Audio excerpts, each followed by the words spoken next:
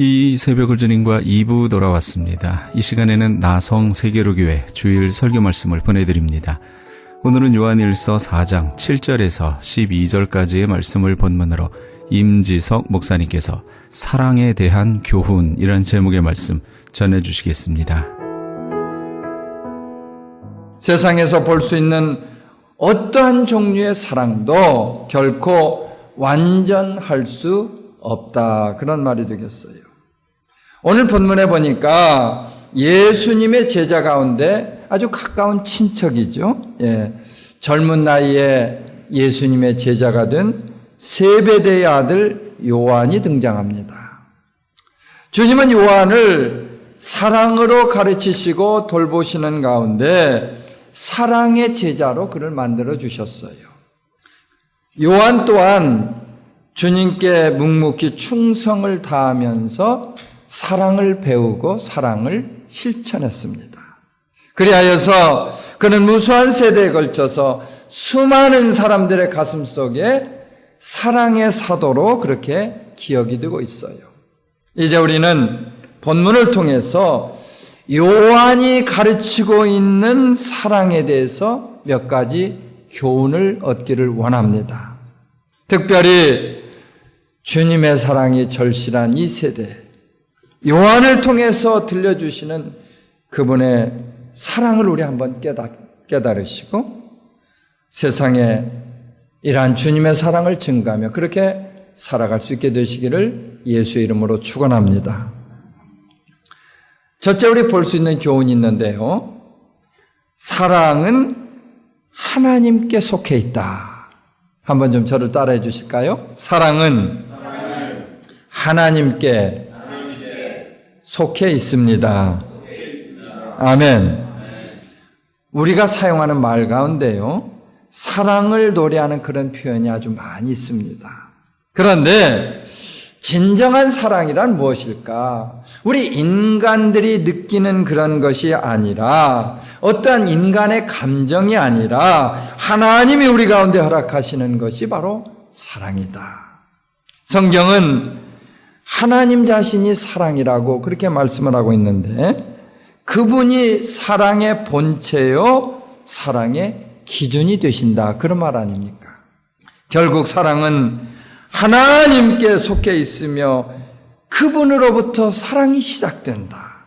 그리고 사랑은 그분만이 주실 수 있는 선물이라고 하는 사실을 믿으시기 바랍니다. 본문 7절과 8절에 이러한 사실을 보다 분명하게 말씀을 합니다. 사랑은 하나님께 속한 것이니 사랑하는 자마다 하나님께로 나서 하나님을 알고 사랑하지 아니하는 자는 하나님을 알지 못하나니 이는 하나님은 사랑이심이라. 아멘. 사랑은 이와 같이 하나님의 속성이 되기 때문에 그분을 알 때에 우리가 사랑을 알고 사랑을 할 수가 있습니다. 할렐루야. 그분을 알게 됨으로써 진정한 사랑의 의미를 깨닫게 된다, 그 말씀 아니겠어요? 그러한 이유로 하나님을 알지 못하는 사람은 사랑의 의미를 온전히 이해하지 못한다, 그렇게 말씀할 수가 있어요. 빛을 보지 못하는 식물이 제대로 성장을 할 수가 없습니다. 이와 마찬가지로 하나님을 보지 못한다면 그 누구도 사랑의 사람으로 성장할 수가 없다는 말씀입니다. 아무리 똑똑한 사람도 하나님을 알지 못하면 사랑을 알 수가 없으며 사랑의 빛을 소유할 때에만 사랑의 인격체로 성장을 할 수 있다는 말씀이 되겠어요. 따라서 하나님을 알지 못함으로써 사랑을 깨닫지 못하는 사람은 더 이상 사랑의 삶을 기대할 수가 없는 것입니다. 언젠가 제가 전도 폭발 훈련을 하면서 오래전 일이에요. 한인타운에 있는 한 가정을 방문하게 되었습니다. 당시 그 가정에는요, 고등학생쯤 되어 보이는 딸이 하나 있었는데 우리 일행을 보더니 짜증을 내면서 다짜고짜로 묻는 것이었어요. 하나님은 사랑이라면서요. 그렇다면 그분이 왜 우리 가정을 이렇게 고통 속에 몰아넣는데요? 이렇게 물어보는 겁니다. 나중에 알게 된 사실이지만 이 가정은 이민 생활에 적응을 하지 못하는 가운데 극심한 가정 불화를 겪고 있었어요. 아버지가 집을 나가서 가정을 제대로 돌보지 못하는 가운데 가족들은 아버지에 대한 원망으로 가득 차 있었던 것입니다. 설상가상으로요, 이 학생은 이단 종파인 여호와 증인에 빠져 있었는데 그 여호와 증인에서 배운 것처럼 하나님의 사랑에 대해서 엄청난 오해를 하고 있었던 것입니다. 하나님이 사랑이시라면 자신과 가정이 이처럼 어려움을 겪도록 내버려 둘 수는 없다고 하는 그런 생각을 학생이 가지고 있었던 것입니다. 그러나 하나님은 우리의 오해와 관계없이 한결같이 우리를 사랑해 주십니다. 그분은 사랑의 완성이 되고 사랑의 본체가 된다고 하는 사실을 여러분 믿으시기를 바랍니다. 하나님이 주신 십계명 있잖아요. 그 십계명의 핵심을 보면 하나님에 대한 사랑 그리고 이웃에 대한 사랑 그렇게 우리가 얘기할 수가 있습니다. 주님도 하나님 아버지가 중요하게 생각하시는 것을 말씀을 하셨는데 바로 하나님을 사랑하고 이웃을 사랑하라. 할렐루야. 예수께서 가라사대 내 마음을 다하고 정성을 다하고 목숨을 다하고 뜻을 다하여 주 너의 하나님을 사랑하라 하셨으니 이것이 크고 첫째 되는 계명이요 둘째는 그와 같으니 내 이웃을 내 몸과 같이 사랑하라. 아멘 하십시다. 하나님의 형상을 따라서 지어진 인간은 그분이 보여주신 사랑을 본받아야 하는 거예요. 그리고 우리가 이런 사랑을 실천하기 위해서는 하나님의 사랑 안에 거할 수 있어야 한다는 이 사실을 믿으시기를 바랍니다. 사랑하는 성도 여러분, 우리가 이 땅을 살아가는 데 있어서 중요한 것이 무엇일까 한번 좀 생각해 보았으면 좋겠어요. 우리 인생의 중요한 것은 우리가 무엇을 가졌느냐 그것이 아니에요. 어떻게 살아가느냐 그게 중요한 겁니다.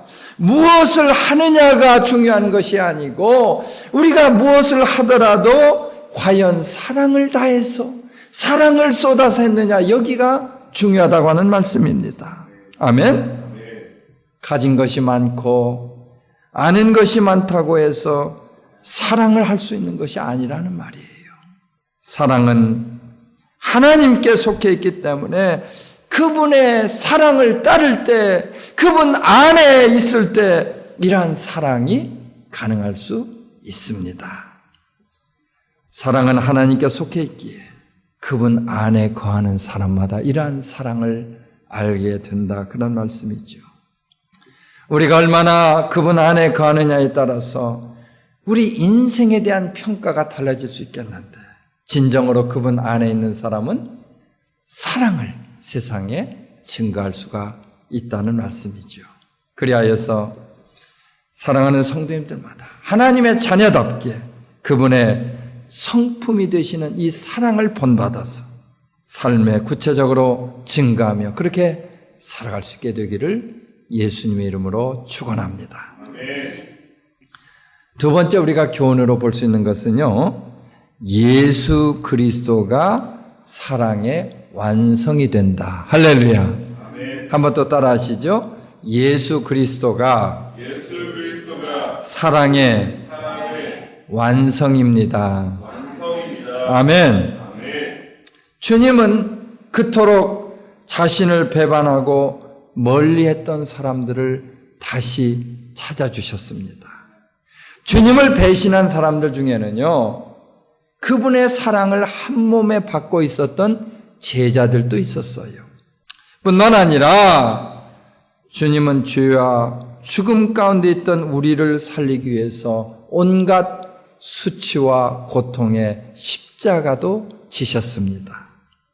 우리는 이러한 사실을 통해서 주님의 완벽하신 사랑을 깨달을 수가 있는데, 그분은 우리를 사랑하시되 적당히 사랑한 것이 아니라 중심을 바쳐서 사랑해 주셨습니다. 주님은 사랑을 받을 만한 자격이 전혀 없는 우리를 위해서 이처럼 자신을 희생해 주셨다는 말입니다. 진노를 받아 죽어야 했던 인생들을 위해서 자신의 생명까지도 내주셨는데 바로 그것이 완전한 사랑입니다. 이와 같이 우리 한 사람 한 사람을 위한 하나님의 끝없는 사랑이 예수를 통해서 구체적으로 지금 이 시간에도 나타나고 있다는 사실 믿으시면 한번 아멘 하시기 바랍니다. 아멘. 우리는 이 시간에 세상을 살면서 적지 않은 어려움과 또 상처를 받으며 그렇게 살아가고 있어요. 제가 가만히 이 상처, 어려움 이런 것들을 좀 생각을 해보니까 아주 한도 끝도 없이 많이 있습니다. 정신분열증, 불안, 염려, 공포, 가정 문제, 결혼 문제, 자녀 문제, 마약, 음주, 분내는 일, 병적인 식욕 감퇴. 이 식욕이 감퇴하는 것도 이 병적인 게. 교만, 쓴뿌리, 의사소통, 우울증, 불면증, 권태나는 거, 짜증내는 거, 재정 문제. 그만하시죠. 얼마나 많습니까? 특별히 요 사이에는 이 경제가 어려워지면서 많은 가정들이 경제적으로 불안을 느끼고 있어요. 우리 성도님들 가운데도 아마 이러한 여러 가지 어려움과 상처 가운데 단 한 가지라도 겪지 않은 분이 거의 없을 것이다. 그런 생각을 제가 해보게 됩니다. 그런가 하면요, 목회를 하면서 참 그 기쁠 때도 경험을 하게 되는데 그중 하나가 우리 성도님들 가정에 새로운 생명을 하나님이 허락해 주실 때입니다. 생명의 신비라는 것을 거기서 저는 보게 되는데 그 어린아이, 그 아주 어린 갓난아이가요, 손가락, 발가락 고물고물하면서 그 움직이는 그 모습을 보게 될 때 너무너무 신기한 거예요. 그래서 이처럼 귀하게 태어난 아이들을 보면서 그 아이가 아무 탈 없이 자랐으면 좋겠다, 그런 생각을 하면서 가서 기도를 해주곤 합니다. 그러한 이유로 이 아이들이 특별히 어릴 때 혹시라도 사고를 당해서 다치기라도 한다든지 그렇게 되면 너무 안타까울 수밖에 없는 거예요. 이런 아이들이 사고를 당해서 병원에 입원을 한다든지 아니면 수술을 해야 된다고 한다면 참으로 고통스러운 일이 아닐 수가 없는 것입니다. 자식이 당하는 고통을 지켜보는 그 부모의 심정이라는 것이 어떤 것일까? 어떤 부모를 막론하고 아마 이와 같을 것이다 하는 그 생각을 해볼 수가 있는 것입니다. 그렇다면 사랑하는 자녀들이 상처를 받고 어려움을 겪을 때 이를 바라보는 하나님의 심정은 어떨 것인가? 그분은 자녀들이 상처를 받고 고통하며 괴로워할 때 그들보다 더한 고통으로 우리 가운데 찾아주십니다. 아멘. 하나님은 자녀들이 겪을 그 상처를 싸매주고 치유해 주시기 위해서 예수로 하여금 그 상처를 몸소 당하도록 그렇게 하셨던 겁니다. 주님이 자녀들의 고통을 기억하시고 그들을 대신해서 상처를 받으셨다. 이것 꼭 기억하시기 바랍니다. 한마디로 우리의 아픔이 주님의 아픔이 되었고 우리가 받는 상처가 주님이 받으신 상처가 되었다는 그 말씀 아니겠어요? 그리하여서 우리는 이러한 주님의 은혜를 기억하면 기억할수록 그분의 사랑을 넉넉히 체험할 수가 있다는 말입니다. 본문 10절에 보니까 이러한 사랑을 보다 구체적으로 우리 가운데 증거하고 있습니다. 사랑은 여기 있으니 우리가 하나님을 사랑하는 것이 아니요 오직 하나님이 우리를 사랑하사 우리 죄를 위하여 화목제로 그 아들을 보내셨음이니라. 아멘.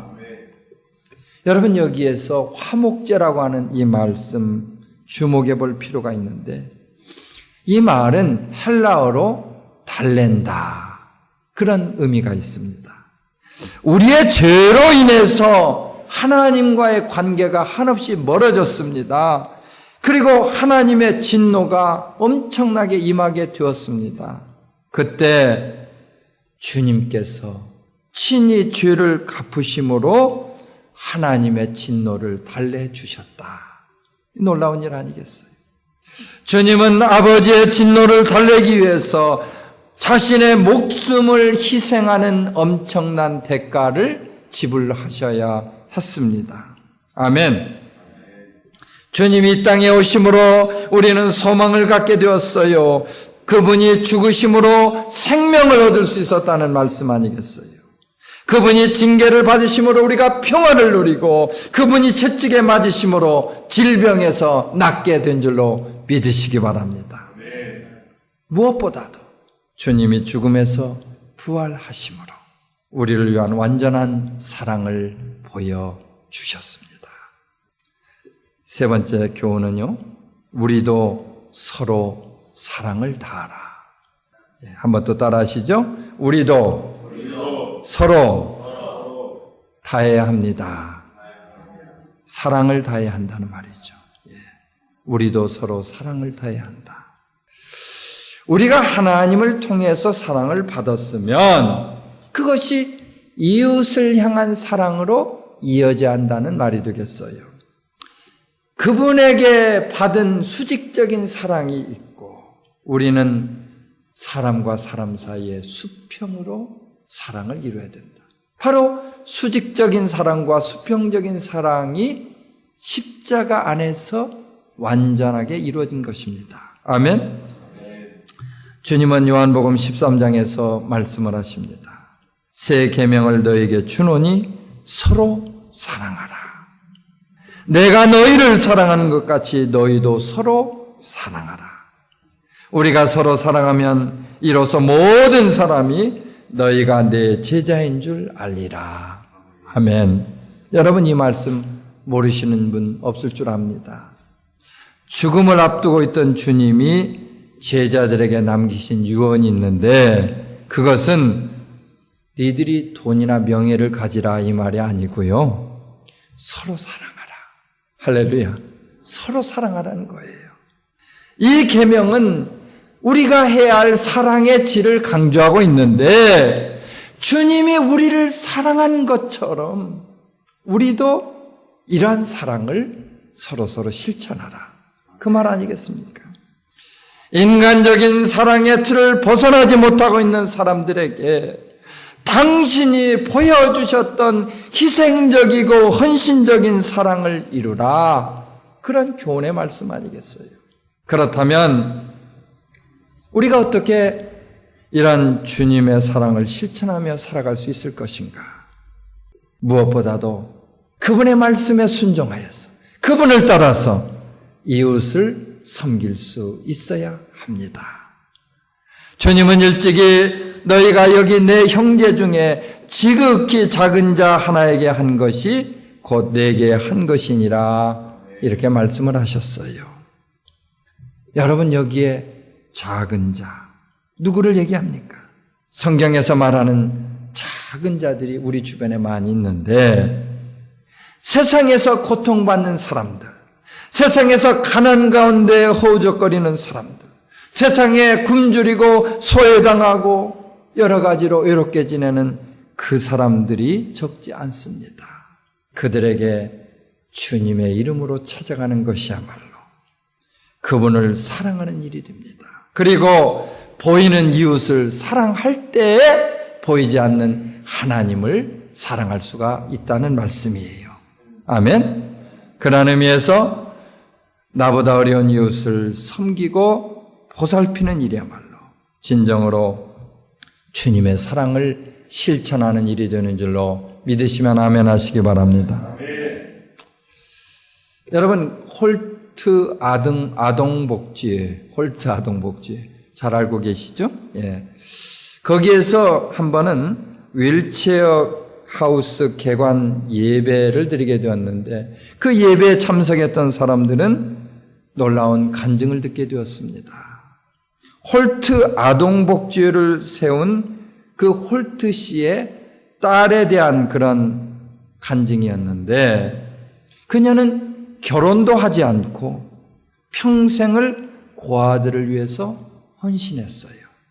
하루는 그녀가 신체 부자유 아이들과 식사를 하고 있었는데 옆에 있던 아이가요, 그 자리에서 대소변을 배설하게 되었어요. 이때 그녀는 자기가 하던 식사를 중지하고 그 아이를 데리고 가서 깨끗하게 씻긴 후에 그 아이와 같이 식사를 합니다. 이것을 본 사람이 당신은 어떻게 그런 일을 할 수가 있습니까? 하고 물었을 때 그녀가 이렇게 대답합니다. 이런 일을 하는 내 마음은 너무도 기쁩니다. 예수님은 나를 위해서 십자가에 못 박히는 일도 하셨는데 내가 이웃을 위해서 무슨 일인들 못하겠습니까? 자기 가족도 아닌 사람, 그것도 신체가 부자유한 어린 아이를 위해서 헌신을 하면서 마음에 기쁨을 갖고 있다는 이 사실, 정말로 그리스도의 사랑이 아니라면 불가능한 일이 아니겠습니까? 이제 우리도 사랑의 빚진 자로서 이러한 사랑을 실천하며 살아갈 수 있게 되기를 예수 이름으로 축원합니다. 사랑을 실천하는 데 있어서 가장 좋은 때는 지금이고 가장 좋은 대상은 바로 옆에 있는 사람입니다. 우리 가운데 그 누구도 내일을 장담할 수 없기 때문에 지금 옆에 있는 그 사람에게 사랑을 다할 수 있어야 하는 거예요. 잠언서 3장은 우리 가운데 이렇게 교훈하고 있습니다. 내 손이 선을 베풀 힘이 있거든 마땅히 받을 자에게 베풀기를 아끼지 말며 내게 있거든 이웃에게 이르기를 갔다가 다시 오라 내일 주겠노라 하지 말라. 사랑의 본질이 무엇입니까? 주님과 같이 자신을 희생함으로써 자신에게 돌아올 유익을 구하지 않는 것이에요. 아멘. 나에게 있는 것은 손톱만큼도 손해를 보지 않으려고 하면서 이웃을 사랑할 수는 없는 것입니다. 사도 바울은 갈라디아서 5장 13절에서 이렇게 권면하고 있습니다.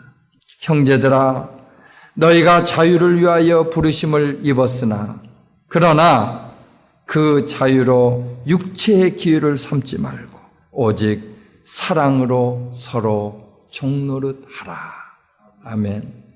사랑으로 서로 종이 되라. 그 말씀 아닙니까? 주님의 은혜와 사랑에 빚진 자가 되었기 때문에 이제는 이웃을 위해서 이런 사랑을 나누라. 사랑을 나누는 종이 되라. 그 말씀이에요. 그분이 십자가의 죽음까지도 마다하지 않고 사랑을 베푸셨던 사실을 세상에 증거하십시다. 그리고 우리는 이러한 사실을 주변에 알려야 하는 것입니다. 사람들이 우리를 통해서 주님의 사랑을 알 수 있도록 그 사랑을 세상의 빛으로 가득 채우며 빛으로 비추며 살아갈 수 있게 되시기를 예수의 이름으로 축원합니다.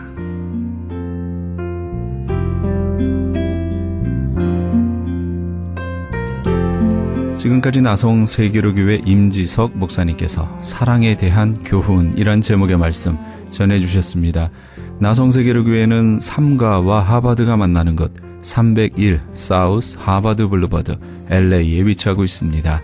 신앙상담이나 교회에 대해서 좀 더 자세히 알기 원하시는 분은 전화 213-219-9229 213지역 219-9229 나성 세계로교회로 연락 주시기 바랍니다.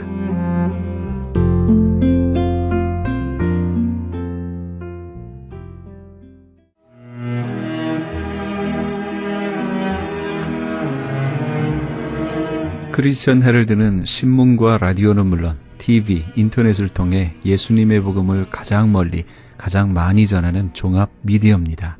이런 사역을 감당하기 위해서는 우리 애청자 여러분의 후원과 기도가 절실히 필요합니다. 예수님이 우리에게 맡겨주신 이 지상 사역에 함께 동참하시지 않으시겠습니까? 내가 너희에게 분부한 모든 것을 가르쳐 지키게 하라 말씀하신 우리 예수님의 지상 명령에 함께 동참하시기 원하시는 분은 전화 213-353-0777 213지역 353-0777번으로 전화 주시면 자세히 안내해 드리겠습니다.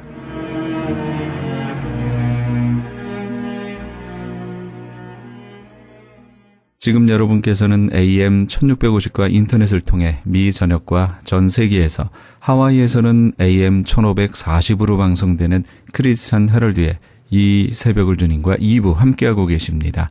방송 시간과 설교 편성표는 크리스찬 헤럴드 신문 주간 편성표나 홈페이지 cheheraldus.com에서 확인하실 수 있습니다. 계속해서 주님의 영광교회 주일 설교 말씀을 보내드립니다. 오늘은 사사기 7장 19절에서 25절까지의 말씀을 본문으로 신승훈 목사님께서 300으로 13만 5천을 이기는 비결이란 제목의 말씀 전해주시겠습니다. 기드온과 그와 함께한 300명을 셋으로 나눴어요.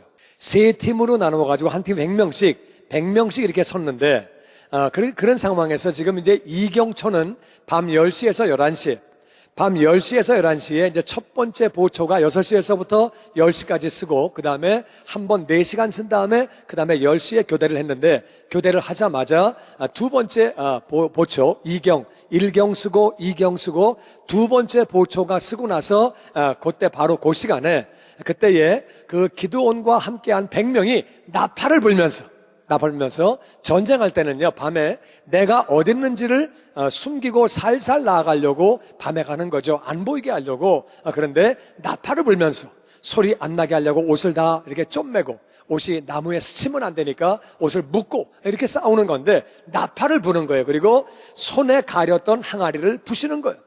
손에 이제 항아리를 이렇게 가리고 있었는데 그거를 부시면서 세 팀이 나팔을 불면서 항아리를 부시는 거고, 항아리를 부실 때에 그 항아리 안에 있는 횃불이 나오게 되고, 횃불이 안에 있었고 밖에는 항아리가 있었는데 그 항아리를 깨부시고 횃불을 들고 오른손에 나팔을 부는 거예요.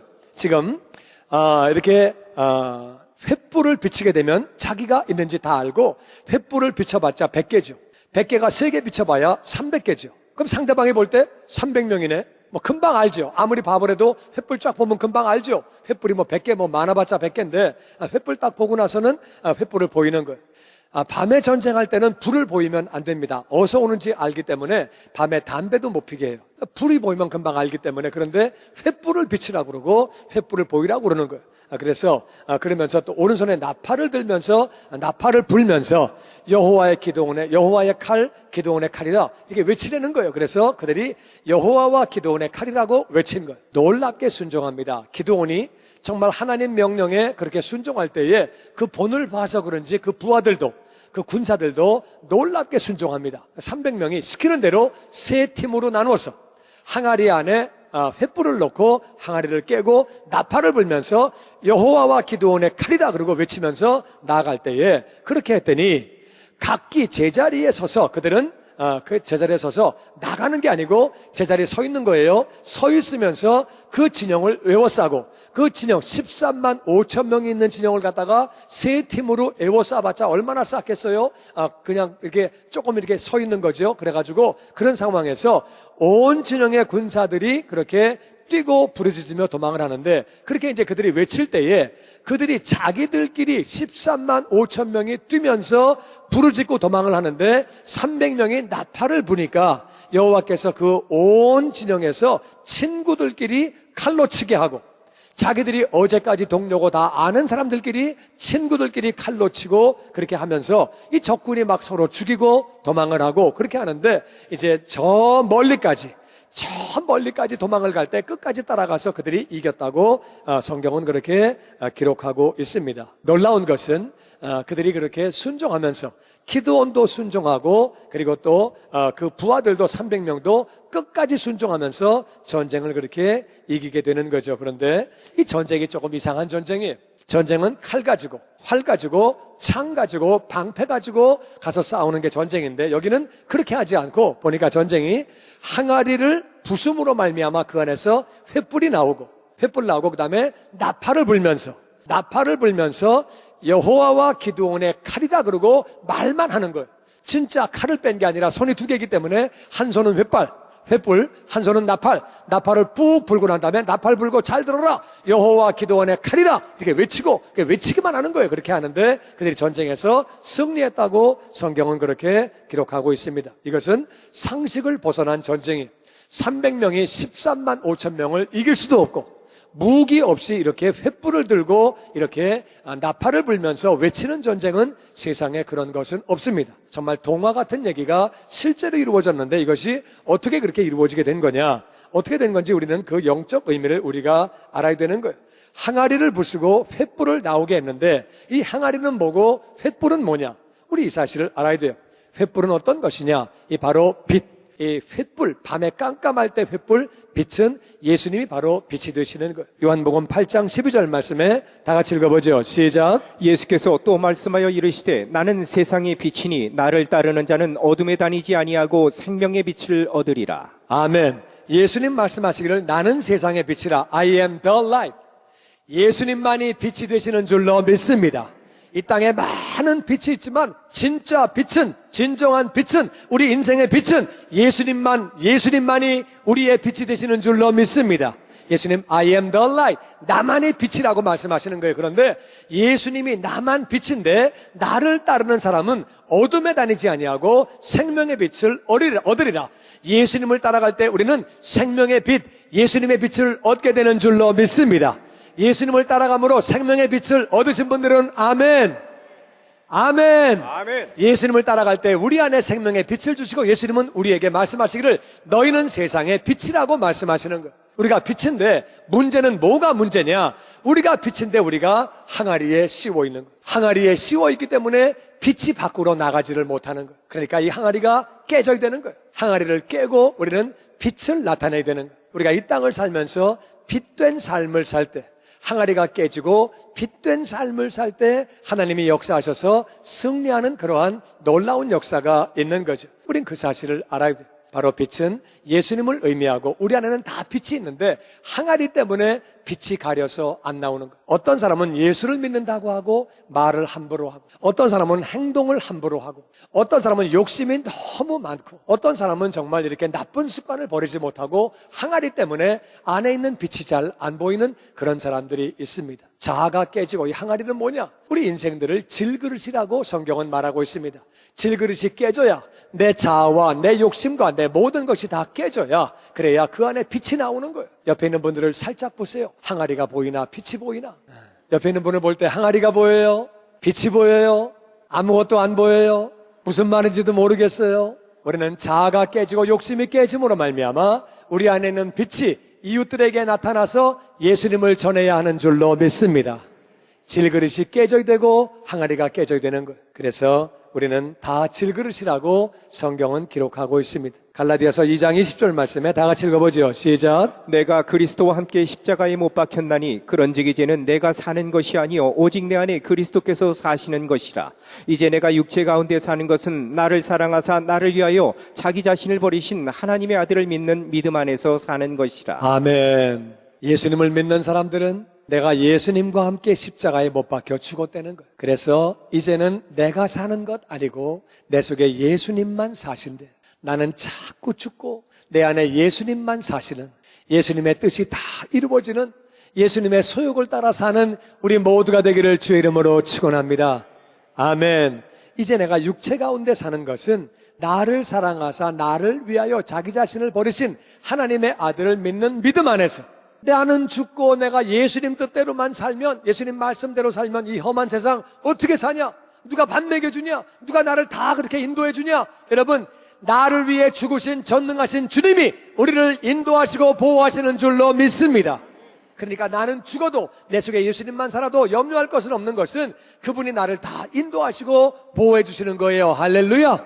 우리는 이 사실을 알아야 됩니다. 내 욕심이 죽고 내 자아가 죽고 내 의견이 죽고 그렇게 내가 죽을 때 내 속에 예수님만 살 때 우리는 오직 순종함으로 오직 그렇게 믿음으로 살아감으로 말미암아 우리의 삶 가운데 항아리가 깨지고 빛이 나타나야 하는 줄로 믿습니다.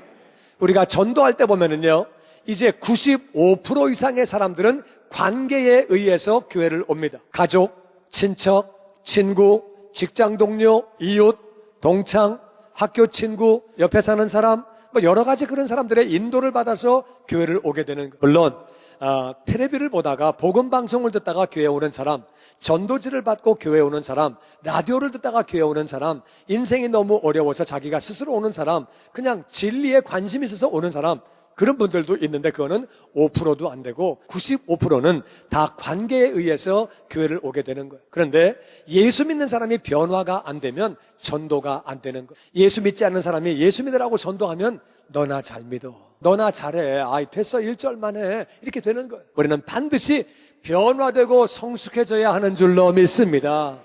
예수 믿는 사람이 변화가 돼야, 신앙인들이 변화가 돼야 하나님이 영광을 받으시고 영혼들이 하나님께로 나오게 되는 줄로 믿습니다. 그러니까 우리가 정말 변화가 돼야 되는 거예요. 항아리가 깨지고 빛이 나타나야 빛된 삶을 살아야지. 예수 믿는 사람이 욕심이 꽉 차가지고 믿는 게 뭐 저래 진짜, 아이 믿는 게 저래, 그런 말 들으면 안 되는 거예요. 항아리가 깨지고 빛이 나와야 되는 거예요. 우리 이 사실 잘 알아야 돼요. 복음만 전한다고 되는 거 아니에요. 우리가 빛된 삶을 살아야 하는 줄로 믿습니다. 아멘. 그래서 우리는 항아리가 깨지는, 정말 내가 죽는 역사가 있을 때, 항아리가 깨지는 역사가 있을 때 300을 가지고 13만 5천을 이기게 되는 줄로 믿습니다. 세 번째 비결은 내가 죽어야 되는 거예요. 내가 죽어야 내 자아와 내 욕심과 내 의견과 모든 게 다 죽고 내가 겸손한 자가 되어질 때 내 삶을 통해서 하나님이 놀랍게 역사하시는 기적의 역사가 300이 13만 5천을 이기는 그러한 역사가 있게 되는 거죠. 그리고 오늘 20절 본문 말씀 보면은, 다시 한번 보면은, 세 팀이 나팔을 불면서 항아리를 부수고, 항아리를 부술 때가 왼손에 횃불을 들고 그 위에 항아리를 가렸던 거죠. 그래서 항아리를 깬 거예요. 깨니까 이제 거기 횃불이 나오는 거죠. 항아리 깨지고, 그 다음에 깨진 항아리는 어떻게 됐습니까? 그럼 밟고 가는 거예요. 그냥 가는 거고, 항아리 깨진 거 뭐 하겠어요? 그 항아리 깨지면 못 씁니다. 그런데 오른손으로 다 같이 나팔을 들어 불며, 오른손으로 나팔을 불면서 그들이 외치기를 여호와와 기드온의 칼이다. 다 같이 여호와와 기드온의 칼이다. 외치는 거예요. 나팔을 빡 불면서 잘 들어라. 나팔을 불면서 잘 들어라. 나팔을 부는 것은 잘 들어라. 높여서 소리를 이렇게 나팔을 불면서 그 다음에는 여호와와 기드온의 칼이라고 외치는 거예요. 그게 무슨 칼입니까? 소리를 지르는데 그것이 여호와와 기드온의 칼이라고 그렇게 얘기를 하는 거예요. 나팔을 부는 것은 복음 나팔을 부는 거죠. 나팔을 불면서 잘 들으라고 했는데 외치는 내용이 뭐냐? 이것이 바로 여호와와 기드온의 칼이라는 거예요. 이건 무슨 말씀이냐? 칼이 뭐냐? 칼은 에베소서 6장 17절 말씀에 같이 읽지요. 구원의 투구와 성령의 검 곧 하나님의 말씀을 가지라. 예, 성령의 검, 하나님의 말씀. 칼은 뭐냐? 하나님의 말씀이 칼이에요. 하나님 말씀이 칼이에요. 칼은 우리 모든 잘못된 부분을 잘라버리고 수술하고 고치고 상대방을 이기게 하고 마귀를 쫓게 하고, 여러분 말씀이 능력인 줄로 믿습니다. 말씀 때문에 내가 살고 내가 변화받고 나쁜 부분이 잘라지고 마귀가 떠나가는 줄로 믿습니다. 아멘. 그래서 말씀을 가지라고 기록하고 있는 거예요. 그래서 그들이 여호와와 기드온의 칼이라고 외치는 거예요. 이것이 바로 여호와와 기드온의 칼이라 외칠 때에 말씀 앞에 적군은 13만 5천이 아니라 1억 3천만이 왔더라도 떠나가는 줄로 믿습니다. 아멘.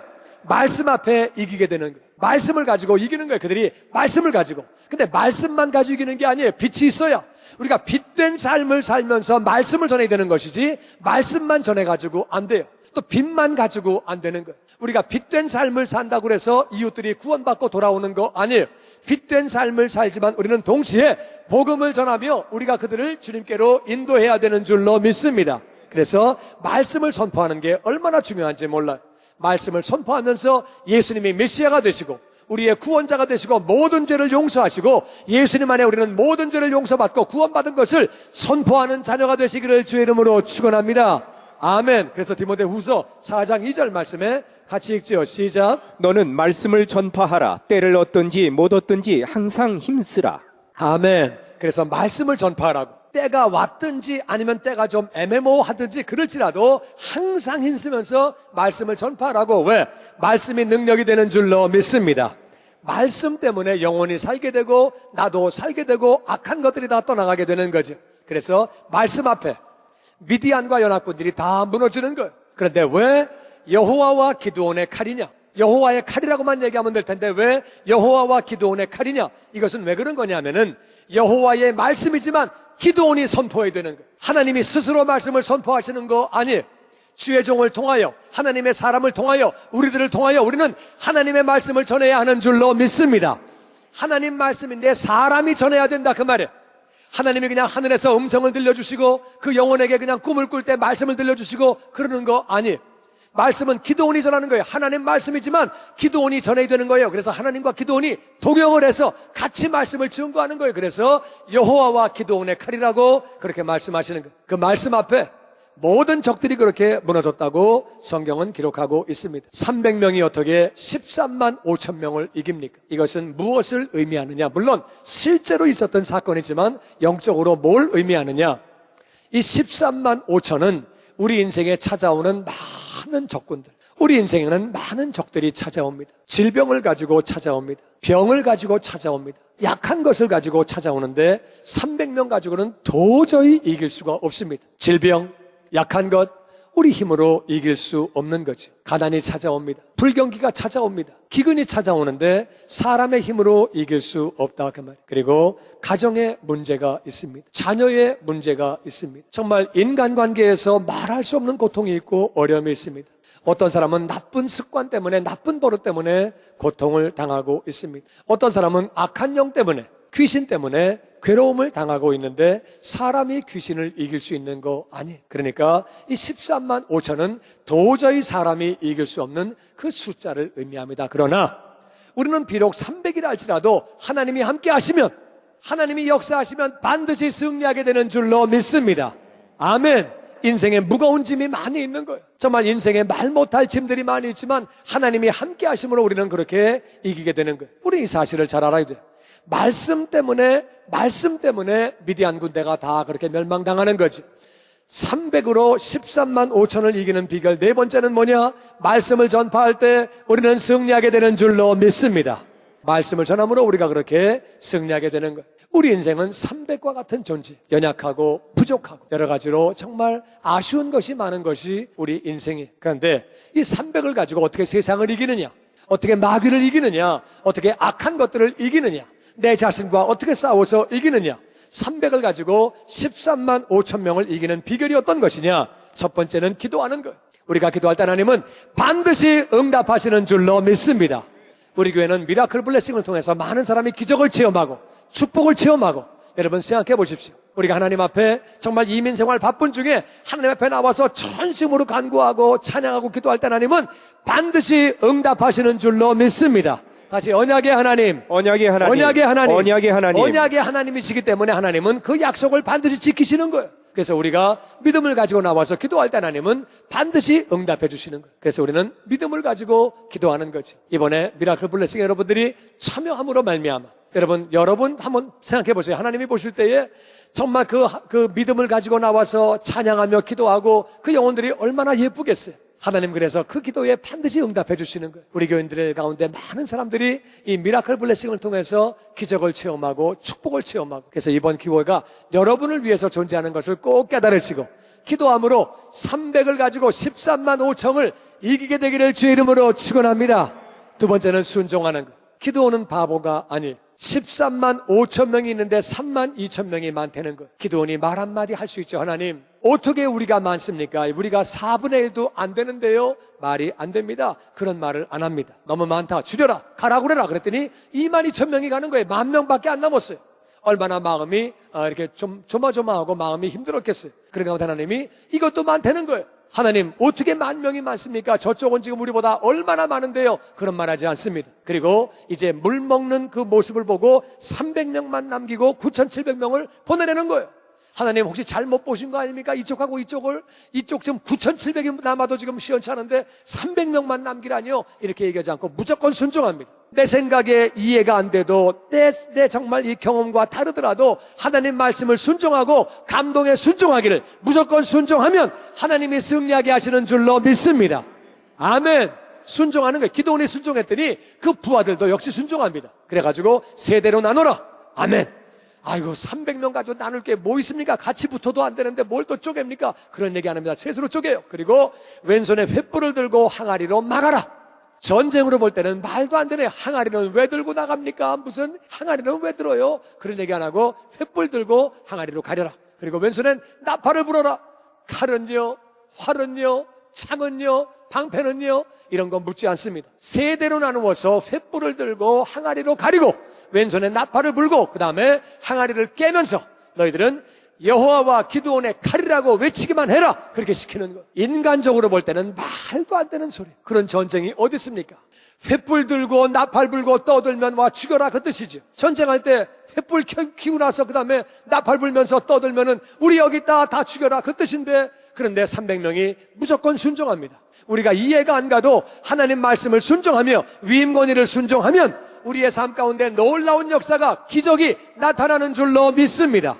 아멘. 그리고 네 번째는 내가 죽어야 되는 거예요. 우리는 이미 횃불을 받았는데, 우리는 빛인데 내가 너무 앞장서 가기 때문에, 내가 앞서 있기 때문에 빛이 보이지가 않는 거예요. 세상 사람들은 암흑 가운데 삽니다. 인생의 의미가 무엇인지, 왜 사는 것인지, 어디서 와서 왜 살다 어디로 가는지 알지 못하고 사는 거예요.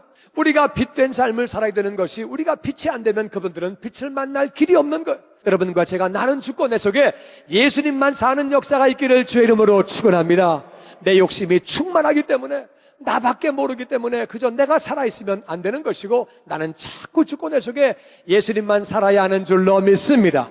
내가 죽어서 빛을 나타내고 빛을 들고 복음을 나타내야지, 빛이 없이 복음만 들면은 그들에게는 잔소리가 되는 거예요. 빛이 없이 복음만 전파하면 아이 됐어, 1절 만에 됐어, 가봐 나 바빠, 그냥 가, 이딴 얘기 하려고 왔냐 바쁜 세상에, 그리고 받아들이지 않는 거예요. 우리가 삶이 변화가 되고 정말 빛된 삶을 살 때, 나는 죽고 내 속에 예수님만 살 때 항아리가 깨져야 빛이 나오는 거예요. 빛이 나오면서 빛을 한 손에 들고 우리는 복음을 전파해야 되는 줄로 믿습니다. 빛을 들고 해야지, 빛이 없이 복음만 전파해가지고 안 되는 거예요. 우리 삶이 변해야 합니다. 마지막으로 우리는 복음을 전파해야 됩니다. 우리가 빛만 들고 있다고 되는 거 아니에요. 결국 말씀 때문에 악한 것들은 무너지고 세상은 무너지고 귀신은 떠나가고 세상은 무릎을 꿇는 줄로 믿습니다. 우리는 그렇게 복음을 전파해야 되는 거예요. 예수님이 어떤 분인지, 하나님이 어떻게 우리를 사랑하시는지 복음을 전파함으로, 말씀을 전파함으로 그 영혼이 살게 되고 악한 권세들은 다 떠나가는 줄로 믿습니다. 여러분과 제가 기도함으로 말미암아, 하나님 말씀을, 하나님의 감동에 우리가 순종함으로 말미암아, 나는 죽고 내 속에 예수님이 계속 사심으로 말미암아, 그리고 이웃들에게 복음을 전파할 때에 빛된 삶을 살면서 빛을 들고 복음을 전파하고 말씀을 전파함으로 말미암아 300으로 13만 5천을 이기는 내 삶의 모든 악한 것들이 떠나가며 하나님의 영광이 나타나는 주변 영혼들이 축복을 받는 그런 역사가 있기를 주의 이름으로 축원합니다. 기도하는 영혼이 되게 하여 주시옵소서. 순종하게 하여 주시옵소서. 내가 죽게 하여 주시옵소서. 말씀을 전파하게 하여 주시옵소서.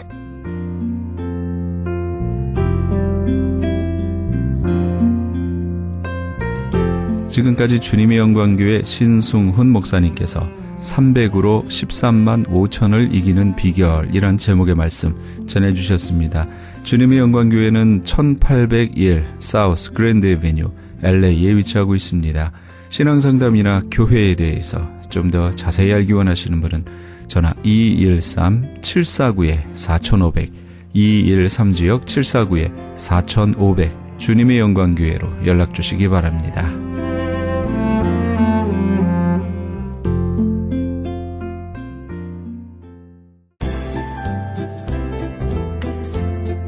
CHB 건강 칼럼.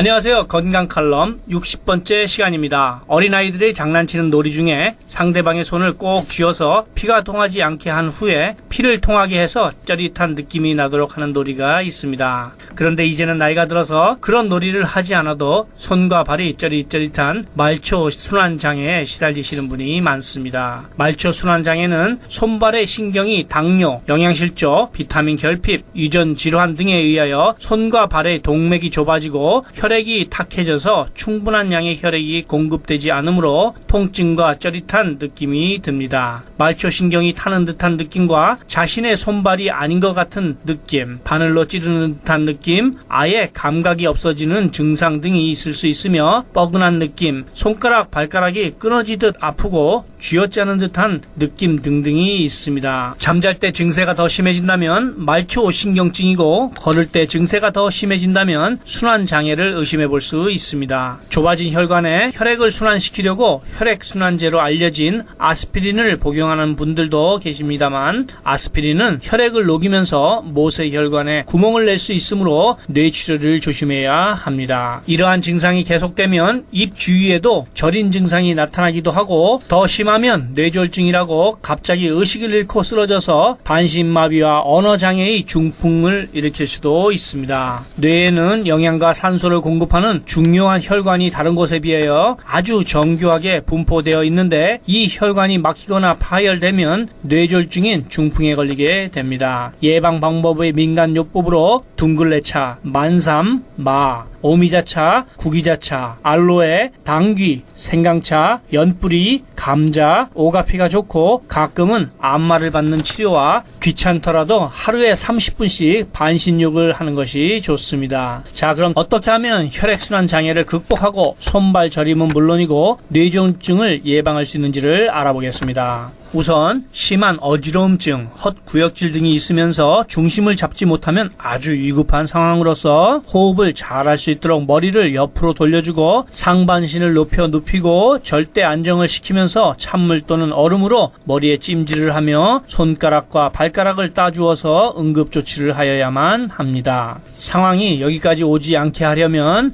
예방 방법으로 손발이 차갑거나 저리신 분은 주무시기 전에 발만이라도 약 30분 정도 더운 물에 담그셔서 혈관의 굵기를 넓혀주시는 것이 좋습니다. 그리고 만약에 여유가 되신다면 좋은 흙에서 나온 기적의 영양제를 드셔보시기를 권해드립니다. 혈액에 영양을 공급해 주어서 손발 저림은 일주일 정도면 사라지고 혈액순환이 잘 되므로 기운이 난다고들 합니다. 무슨 병에든지 큰 효과를 줄 수 있는 신비한 기적의 영양제 M3, 유태인 특수 영양제 M3, 무료 건강 상담과 기적의 영양제 M3에 관한 문의는 213-435-9600번 213-435-9600입니다. 감사합니다.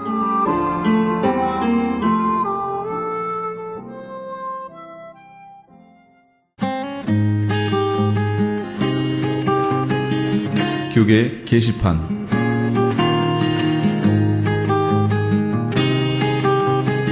미주지역 목회자 초청 계시록 세미나가 정대철 목사가 담임으로 심호하는 프레이즈 교회에서 박만영 목사를 강사로 열립니다. 전 세계는 무서울 정도로 주님의 재림의 때가 다 됐음을 알려주는 종말의 징조들을 쏟아내고 있습니다. 이제는 정말 깨어 일어나 등불을 예비해야 할 때입니다. 성도들을 진심으로 예수님의 마음으로 사랑한다면 성도들을 주님께 드리기 원하는 중매쟁이 목회를 바울 사도처럼 감당해야 합니다. 광고를 보신 목회자님들께 간곡히 부탁드립니다. 예수님의 다시 오심을 바라보며 등불을 예비하시는 종들이 되시기 바랍니다. 본 세미나는 대한예수교 장로회 미주 백성노회가 주최하며 마라나타 사역연구소의 주관으로 열립니다. 장소는 한인타운 인근 피코와 켄모어가 만나는 곳 2668 웨스트 피코 블루버드에 있는 프레이즈 교회이며 일시는 10월 14일 월요일부터 16일 수요일까지 오전 10시에서 오후 5시까지입니다. 참가 자격은 성도면 누구나 가능하며 참가비는 20불입니다. 깨어 선지자적 사명으로 주님의 다시 오심을 증거하고 주님의 길을 예비하실 주의 종들을 찾는 본 세미나에 함께 동참하시기 바랍니다. 임지석 목사가 담임하는 나성 세계로교회는 창립 10주년을 맞이하여 이를 기념하고 이종근 집사를 장로로 장립하는 예배를 드립니다. 일시는 10월 첫째 주일인 6일 오후 3시며 장소는 한인타운 3가와 하버드 남서쪽 코너에 위치한 나성 세계로교회입니다. 좀 더 자세한 문의는 213-219-9229, 213지역 219-9229로 해주시기 바랍니다. 최홍준 목사가 원장으로 있는 국제목양원에서는 건강한 교회 만들기 위한 컨퍼런스를 엽니다. 개 교회의 목사, 장로와 함께하는 세미나입니다. 일시는 10월 8일 화요일부터 9일 수요일까지며 장소는 나성 영락교회입니다. 자세한 문의는 949-751-8507, 949지역 751-8507번으로 하시기 바랍니다. 이영선 목사가 단장으로 있는 남가주 미랄 선교단에서 제16회 장학기금 모금 후원의 밤 행사를 개최합니다. 남가주 미랄 선교단은 지난 2001년부터 지금까지 총 149만 6,600달러의 장학금을 지급해왔으며 올해에는 94명의 장애우 학생들에게 15만 8천 달러를 수여하기도 했습니다. 특별히 이번 찬양의 밤 행사에는 CCM 가수 소향과 아메리칸 아이돌 한희준 군이 각각 초청될 예정입니다. 일시는 10월 25일 금요일에는 ANC 온누리교회에서, 10월 26일 토요일에는 남가주 사랑의 교회에서, 10월 27일 주일에는 베델 한인교회에서 있을 예정입니다. 좀 더 자세한 문의는 714-522-4599, 714지역 522국에 4599번으로 하시기 바랍니다. 교계 게시판에 대한 좀 더 자세한 사항은 크리스천 헤럴드 신문 교계 소식란을 참조하시기 바랍니다.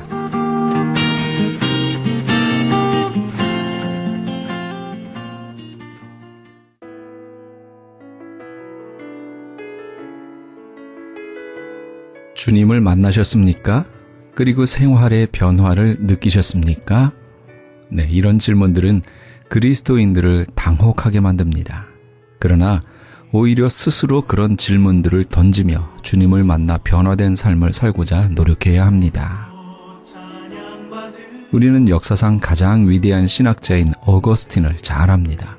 그의 청년 시절은 무절제와 부도덕의 상징이었지요.